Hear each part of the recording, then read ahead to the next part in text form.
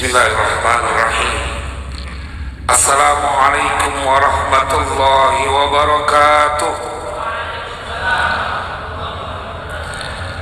Alhamdulillahi rabbil alamin. Allahumma salli wa sallim ala sayyidina Muhammad wa ala ali sayyidina Muhammad. Amma ba'du, faqad qala Allah ta'ala fil Qur'anil Karim, a'udzu billahi minasy syaithanir rajim. Awalam yakfihim anna anzalna 'alaikal kitaba yutla 'alaihim inna fi dzalika larahmatan wa dzikra liqaumin yu'minun. Shadaqallahul 'azim. Ayyuhal jam'ul karim, para pengharap ampunan dan keridhaan dari Allah Subhanahu wa taala, para pencinta baginda Rasulullah sallallahu alaihi wasallam, yang semoga Allah berikan kepada kita keistiqomahan dalam melakukan ketaatan hingga akhir hayat kita, yang semoga semua hajat kita dari lantaran hadir di majlis ini Allah ijabah. Yang sedang susah Allah ganti dengan sesuatu yang mudah. Yang sedang sakit Allah sembuhkan. Yang gak punya duit dikasih rada banyakan. Giliran duit aminnya kencengan. Tapi nanti kita ngaji dalam waktu yang singkat bahwa siapapun engkau yang di dalam dadamu ada cinta kepada Nabi Muhammad, tidak diperkenankan dan tidak pantas meneteskan air mata dari lantaran urusan dunia, karena kita adalah umat dari seorang Nabi yang teramat istimewa. Namun sebelumnya izinkan saya menyampaikan penghormatan buat tuan guru kita yang terhormat Al-Mukarram Al-Muhtaram Al-Habib Umar bin Abdurrahman As-Segaf, yang semoga terus dalam penjagaan Allah diberikan keberkahan dan terus membimbing kita untuk menjadi orang-orang yang berebut mengharap keridhaan Allah. Para habaib, para kiai, para asatidz yang maafkan, saya tidak mampu menyebutkan namanya satu persatu, namun insya Allah tidak mengurangi rasa hormat saya kepada beliau-beliau. Jemaah, di dalam Al-Quran Allah ceritakan sesuatu yang terjadi kepada umat Nabi Isa alaihissalam, dan rasanya kita sepakat bahwa tidak ada yang bisa mengungguli kemuliaan umat Nabi Muhammad. Tetapi Al-Quran bercerita ada satu keadaan di mana umat Nabi Isa meminta sesuatu yang rada nyeleneh dalam tanda kutip, dan ini diceritakan dalam Al-Quran. Idh qala al-hawariyuna ya Isa ibn Maryam hal yastati'u rabbuka ay yunazzila 'alaina ma'idatan minas sama' qala taqullaha in kuntum mu'minin. Saya ingin kita nanti akan mengkomparasi, membandingkan ini umat Nabi Isa nih yang diceritakan oleh Allah dalam Al-Quran. Mereka bertanya kepada Isa bin Maryam, hal yastati'u rabbuka ay yunazzila 'alaina ma'idatan minas sama', bisa enggak Isa Tuhan ente menurunkan hidangan dari langit? Ini Al-Quran menyampaikan dan tidak terbantahkan. Ketika Nabi Musa mengingatkan kepada mereka, qala taqullaha in kuntum mu'minin, bertakwa saja kalian kepada Allah jikalau kalian adalah orang-orang yang percaya. Kita lihat Allah menceritakan mereka gak puas dengan jawaban Nabi Isa. Qalu nuridu an na'kula minha wa tatma'inna qulubuna wa na'lama an qad sadaqtana wa nakuna 'alaiha minasyahidin. Ini kan penghantar kalau kita sekarang adalah orang-orang yang mengimani dengan peristiwa Isra dan Mi'raj. Ghairu ma'qul, sampai saat ini gak masuk akal. tapi kudu kita imani karena ini kekuasaan Allah. Ada sesuatu yang Allah paparkan di dalam Al-Quran. Ini umat Nabi Isa minta makanan dari langit, hidangan dari langit. Saya mau tanya kepada jamaah yang hadir di sini, ada nggak tadi yang habis sholat subuh berdoa, ya Allah minta nasi uduk dong dari langit? Nggak ada. Padahal Allah kita maha kuasa, dan ini diceritakan di dalam Al-Quran. Umatnya Nabi Isa berani minta hidangan dari langit, dan kau umat Sayyidul Anbiya'i wal Mursalin yang diundang langsung dalam perjalanan Isra dan Mi'raj. Apa yang mencegah untuk berani meminta sesuatu yang menurut akalmu tidak mungkin kepada Dia yang maha sempurna? Belakangan kita lagi digiring pada satu keadaan seakan-akan Indonesia dikuasai oleh orang yang berkeyakinan dengan sesuatu yang klinik, dengan pawang hujan, itu segala mangkok diputer-puterin menjadi konsumsi dunia. Saya insya Allah nanti jam 12:30 live pengajian di Damai Indonesia TV One ya Habibana. Kebetulan temanya adalah fenomena kemusyrikan di zaman sekarang. Wah, saya mau bahas nih, enak aja loh, pengen berhenti hujan pakai mamerin orang lagi megang mangkok diputer-puterin. Kalau dalam hadis Sahih Bukhari sih, umat Nabi Muhammad kelewat gampang buat pindahin hujan, bukannya kagak diajarin sama Nabi. Ketika Nabi mengajarkan doa Allahumma hawalaina wa la alaina, itu kan kisah yang panjang dalam Sahih Bukhari. Ketika orang Arab Badui datang minta diturunkan hujan, padahal sedang terang, Nabi mengangkat kedua tangannya. Datang itu awan yang gelap, hujan seketika sampai berhari-hari, sampai 1 minggu banjir. Datang lagi tuh orang Badui minta kepada Nabi supaya memberhentikan hujan. Nabi mengajarkan doa ini. Ente gak perlu puterin mangkok, pakai jalan-jalan kebangetan repot buat umat Nabi Muhammad. Sallu ala Nabi, sallu ala Nabi. Karena kita adalah umat Nabi Muhammad, semuanya terlalu mudah. Bagaimana kalau Allah ceritakan itu terjadi kepada umat Nabi Isa alaihissalam, minta hidangan dari langit diturutin. Bagaimana bila doa itu keluar dari lisan kita, wahai umat Nabi yang sempurna?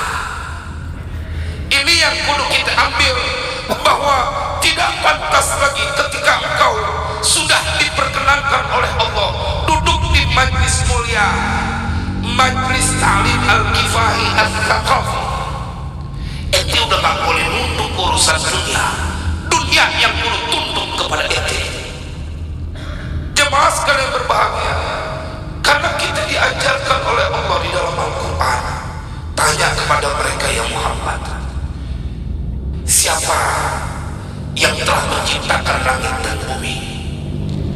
Wala in sa'altahum man khalaqas samawati wal arda wa sakhkhara asy-syamsa wal qamara wa sakhkhara asy-syamsa wal qamara la yaqulunna Allah fa anna yufakun. Dan jikalau bertanya engkau kepada mereka ya Muhammad, siapa yang nyiptain langit dan bumi? Siapa yang menundukkan matahari dan bulan? La yaqulunna Allah. Sungguh mereka akan berkata, mereka akan menjawab Allah. Fa anna yufakun. Maka mengapa mereka masih bisa dipalingkan dari Allah? Wal'an, kita kumpul di majlis yang Nabi menyebutnya sebagai taman syurga, lalu kau pulang dari tempat ini masih dalam keraguan, adalah sesuatu yang teramat celaka. Kalau udah duduk di majlis taklim, kau kalimat indah yang kau lafazkan masih enggak yakin dengan pertolongan Allah, maka kita lanjutkan ayatnya. Allahu yabsutur rizqa liman yasha'u min ibadihi wa yaqdiru lahu innallaha bikulli syai'in alim. Allah yang membentangkan rezeki kepada siapa saja dari hambanya, dan Allah yang menyempitkan rezeki kepada hambanya. Innallaha bikulli syai'in alim. Allah Maha mengetahui atas segala sesuatu. Dan pagi ini Allah menyaksikan kita duduk dalam ketundukan kehusyuan di majlis yang mulia. Kita bersama dirasuk rindu kepada baginda Rasulullah SAW. Maka jemaah sekalian berbahagia, dari mimbar ini, dari majlis ini, saya ingin mengingatkan kepada kita semuanya bahwa tidak ada lagi waktu untuk kita menjadi orang yang ketakutan dengan urusan dunia, karena kita adalah orang yang sedang berorientasi kepada keridhaan Allah. Wa ma hadhil hayatud dunya illa lahu wa la'ib wa inna ad-daral akhirata lahiyal hayawan law kanu ya'lamun. Tidaklah kehidupan di dunia ini cuma senda gurau dan permainan. Ente kebangetan buang-buang waktu kalau udah diinformasikan oleh Allah nih dunia cuma senda gurau dan permainan, terus engkau menjadi orang yang ketakutan dan bahkan lupa dengan urusan akhirat. Jemaah sekalian berbahagia, saya punya kisah, dan ini kejadian 2 minggu yang lalu. Betapa Allah tidak membiarkan hambanya dalam kesulitan kalau dia datang kepada Allah. Dunia kelewat kecil. Kisah ini nyata, orangnya masih hidup. 2 minggu yang lalu beliau bertamu ke tempat saya. 2 tahun setengah gak ketemu. Kemudian beliau cerita, Ustaz, 2 bulan yang lalu saya baru lagi pusing-pusingnya. Kenapa? Karena saya kena berkaitan dengan masalah hukum, dengan urusan bagian kejaksaan. Kenapa memang Bang? Dia bilang saya kena gratifikasi. Pasalnya gratifikasi, dapat hadiah, ternyata yang ngasih hadiah bermasalah. Berapa Bang hadiahnya? Saya waktu itu dapat 420 juta Ustaz. Ini kisah orangnya langsung. Begitu bermasalah, saya dipanggil, saya kudu mulangin, dikasih waktu 1 bulan. Kalau nggak mau ente pakai rompi warna orange. Rompi warna orange kan tahu ya, rompi buat orang yang korupsi. Kalau ente nggak pulangin, ente kena. Karena dia nggak salah, cuma kudu mulangin. 1 bulan dikasih waktu Ustaz.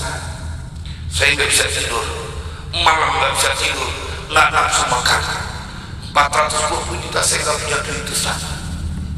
Saya datang ke teman-teman saya yang kaya, yang baik banget sama saya. Begitu saya cerita, mereka nggak ada satupun yang mau nolongin. Ini kisah yang mudah-mudahan akan memotivasi buat diri kita. Bersyukur engkau berada dalam naungan Majlis Ta'lim Al-Kifayah Al-Thaqafi. Tidak ada yang kau khawatirkan kalau sudah menjadi keluarga besar dari Majlis Ta'lim ini. Beliau cerita, saat itu saya putus asa dari makhluk Ustaz. Nggak ada yang mau nolongin. Temen yang dulu katanya setia banget, kita lagi susah, nggak ada yang mau deketin. Kalau kata orang Betawi dulu emang begitu. Kalau lagi susah nggak ada yang ngaku saudara. Coba ente habis kusuran tanah, yang ente kagak kenal ngaku mamang. Gua mamang nih, lagi punya duit. Jemaah, tapi saya gak putus asa sama Allah Ustaz. Saat saya sedang dalam ketakutan, dalam kebingungan, saya ngaji. Saya baca Al-Quran juz 1 saya baca, begitu selesai juz 2 terus. Lagi susah, ibadah rada kuat. Nggak ada pilihan, tapi masih cakep. Kembalinya ke jalan Allah. Kan yang berabe kalau megang mangkok. Kan ceramah kalau nggak nyebut nama nggak apa-apa. Di TV juga kalau kita ceramah nggak nyebut nama nggak kena pasal. Yang bahaya kalau nyebut nama. Kalau mangkok kan nggak apa-apa. Masa mangkok mau nuntut saya? Jamaah sekalian yang berbahagia, saya baca Ustaz juz 2, juz 3, juz 4. Udah saya nyerah sama Allah, saya nyerah. Kemudian pada saat juz 21 Ustaz, ini kisah nyata Pak. Pada saat bacaan sampai di juz 21, tiba-tiba telepon saya berdering. Saya punya temen nawarin, aneh punya duit 200 juta, aneh mau bantuin ente. Subhanallah. Dia baca Al-Quran baru sampai juz 21 udah ada telepon yang itu menjadi jawaban. Allah bayar dalam tanda kutip apapun yang kau lakukan berupa kebaikan. Jemaah, nggak kelar sampai di situ. Dia cerita, Ustaz, begitu saya selesai terima telepon, bunyi lagi nggak lama telepon dari teman saya. Dia bilang mau bantuin sisanya 220 juta. Jemaah, kelar juz 21, kelar 420 juta. Bagaimana kalau 30 juz? Itu yang akan kita songsong di bulan Ramadan, Syahrul Quran. Engkau yang diperkenankan masuk ke dalam indahnya bulan Ramadan cukup menjadi bukti engkau adalah orang istimewa. Mengapa? Karena diberikan kesempatan untuk mendapatkan 10 malam rahmat, 10 malam maghfirah, 10 malam itqum minan nar. Kau mendapatkan peluang untuk mendapatkan 1 malam yang lebih baik daripada 1000 bulan. Engkau mendapatkan peluang untuk keluar di bulan Ramadan kembali laksana bayi yang tidak punya dosa. Itu cukup menjadi informasi kita orang yang diistimewakan oleh Allah. Saya penasaran, juz 21 apaan sih yang bikin dia jadi jawaban ditolongin sama Allah di juz 21. Saya cari, oh ternyata 2 ayat terakhir halaman pertama juz 21 diantaranya ayat yang saya baca tadi. Awalam yakfihim anna anzalna alaikal kitaba yutla alaihim inna fi dhalika la rahmatan wa dhikra liqaumin yu'minun. Qul kafa billahi baini wa bainakum shahida ya'lamu ma fis samawati wal ard walladzina amanu bil batili wa kafaru billah ulaika humul khasirun. Pantesan ya orang ditolongin sama Allah, karena memang dalam Al-Quran Allah kasih pertanyaan, emangnya belum cukup ada Al-Quran yang kami turunkan kepadamu ya Muhammad, yang dibacakan kepada mereka, emangnya belum cukup?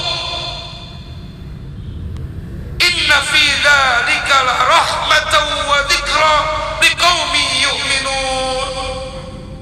Jemaah sekalian yang berbahagia, di dalam Al-Quran ada kasih sayang Allah dan peringatan buat orang-orang yang beriman. Qul kafa billahi baini wa bainakum syahida. Cukup ada Allah antara aku dan kalian sebagai saksi. Siapa dia? Ya'lamu ma fis samawati wal ard, mengetahui semua yang ada di langit, semua yang ada di bumi. Walladzina amanu bil batil, dan orang-orang yang percaya kepada yang batil, percaya sama mangkok yang diputer-puter jadi berhenti itu hujan. Wa kafaru billah, dan mereka ingkar kepada Allah. ulaika humul khasirun, mereka itu adalah orang-orang yang merugi. Jemaah sekalian berbahagia, betapa simpel hidup buat mereka yang menyandang predikat sebagai umat Nabi Muhammad. Coba kita buka kitab Syarhatibul Haddad, Sabilul Hidayati war Rasyad. Dimanjain betul kita sebagai umat Nabi Muhammad. Ada bacaan yang kita hafal, yang kalau kita baca, seandainya kau punya hutang seperti gunung Uhud, maka Allah yang akan membayarkannya. Shallu ala Nabi. Ada nggak di sini yang punya hutang? Mungkin-mungkinnya sih kayaknya ada ya. Paling juga hutang kredit motor, kredit mobil. Ini ditawarin sama Nabi, seandainya kau punya hutang sebesar gunung Uhud, maka Allah akan membayarkannya. Jemaah, ini didapatkan oleh Abu Bakar As-Siddiq dari baginda Rasulullah, dan kemudian diajarkan kepada putri beliau Sayyidatuna Aisyah. Diajarkan, "Lau kana 'alaiki mithlu Uhudin dainan laqadahu Allah." Seandainya engkau punya hutang sebesar gunung Uhud, maka Allah akan membayarkannya. Apa yang perlu dibaca? Kita hafal semuanya. Kita hafal. Muka-mukanya udah gak sabar nih. Apaan sih bacaannya? Ya farijal ham, ya kashifal gham, ya man bi'abdihi. Jamaah, jangan semuanya, separohnya aja udah kebayar semuanya. Dalam kitab itu disampaikan, baca Quli ya farijal ham, ya kashifal gham. Segitu doang, segitu doang. Nabi kelewat sayang sama umatnya. Jangan sampai umatnya punya hutang. Nggak ada pemimpin seperti baginda Rasulullah. Bahkan beliau bukan hanya menunggu dengan syafaatul ummah di yaumil qiyamah. Di dunia beliau kasih bacaan yang kelewat simpel. Seandainya kau baca, maka sebesar gunung Uhud hutangmu akan dibayarkan oleh Allah. Apa yang bisa kita simpulkan tentang sosok mulia baginda Rasulullah? Kalau bukan beliau kelewat cinta sama umatnya, jangan punya urusan dunia. Jangan inti jadi putus asa gara-gara hutang. Dikasih bacaan ya farijal ham, ya kashifal gham, teramat ringan, nggak pakai keringetan, nggak pakai kena macet, nggak pakai ketuk pintu manusia. Ya farijal ham, ya kashifal gham, sebesar gunung Uhud kau punya hutang, maka Allah akan membayarkannya. Awalam yakfi bi rabbika annahu ala kulli syai'in syahid. Apakah enggak cukup dengan Tuhanmu yang Dia mengetahui atas segala sesuatu? Maka jemaah sekalian berbahagia, lepaskan sudah ketakutan urusan dunia. Sekarang yang kita kudu pikirkan, bagaimana nanti di yaumil qiyamah kita bisa ikut Habibana sampai kemudian dikumpulkan bersama baginda Rasulullah. Kalau buat dunia kelewat kecil, umat Nabi Muhammad memikirkan urusan dunia. Tuh, ada Nabi punya ijazah. Siapa orang yang mau masuk ke rumahnya baca qul aja sekali, maka hidupnya akan diberikan keberkahan. Kalau dia baca 2 kali, dia dan keluarganya diberikan keberkahan. Kita sepakat, disebut keberkahan, bertambahnya terus kebaikan. Maka jemaah sekalian berbahagia, kalau kita baca 3 kali, bukan cuma kita, tetangga kita yang dapat berkah. Itu baca qul. Kan itu surat andalan kita. Rakaat pertama kuliah, rakaat kedua kulhu. Kadang-kadang rakaat pertama kulhu, rakaat kedua kulhu. Kadang-kadang rakaat pertama kulhu 2 ayat, rakaat kedua kulhu 2 ayat sisanya. Saya pernah ya Habibana sholat di Masjid Terapung, imamnya orang Mesir, suaranya enak. Rakaat pertama baca kulhu, kulhu Allahu ahad, Allahu somad, Allahu akbar, ruku dia. Disisain 2 rakaat buat rakaat kedua. Ya boleh sih, cuma lu kebangetan perhitungan nama surat. Jamaah sekalian berbahagia, betapa simpelnya hidup. Maka seka air matamu, hilangkan ketakutanmu untuk urusan dunia, karena dudukmu di tempat ini dijamin oleh Allah. Yarfa'illahu alladhina amanu minkum walladhina utul ilma darajat. Kata Imam Ghazali, cukup 1 ayat di dalam Al-Quran membuat kabar gembira buat engkau yang suka di majlis ilmu. Syahidallahu annahu la ilaha illa huwa wal malaikatu wa ulul ilmi qa'iman bil qism. Kata Imam Ghazali, sudah cukup nih, ente diderekin setelah Allah, malaikat, dan mereka yang punya ilmu.